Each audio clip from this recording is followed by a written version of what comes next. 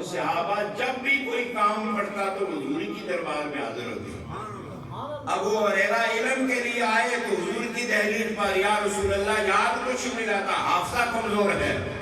قطادہ آم کا ڈھیلا لے کر آئے، یہ آنکھ نکل گئی ہے تو حضور عطا کیجئے. عکاشہ بن محسن پنڈلی ٹوٹ گئی تو حضور کے پاس آئے، یا رسول اللہ پنڈلی ٹوٹ گئی ہے.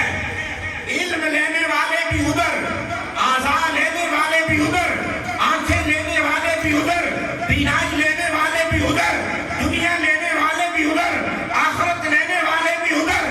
کہا ادھر کیوں جاتے ہو؟ کہا رب نے قرآن میں ایک تیر کا نشان لگایا ہے، سائن بورڈ دیا ہے کہ جاؤ گا میرے پاس جس نے آنا ہے میرے مصطفیٰ کے پاس آ جائے. اور مصطفیٰ کو کہہ دیا وَأَمَّا السَّائِلَ فَلَا تَنْهَرْ، سنیں جو تیرے پاس سوالی بن کر آئے اس کو خالی نہیں لوٹانا، عطا میں کرتا ہوں، قاسم تو ہے دامن بھر بھر کے عطا فرمانا. اِذَا سَأَلَكَ عِبَادِي، جب آپ کے سوالی ہو جائیں گے تو میرے بندے ہو جائیں گے. اِذَا سَأَلَكَ محبوبہ، یہ جب آپ کے سوالی ہو جائیں گے، بدایانہ نسبت آپ سے ہو جائے گی تو عبادی میرے بندے ہو جائیں گے.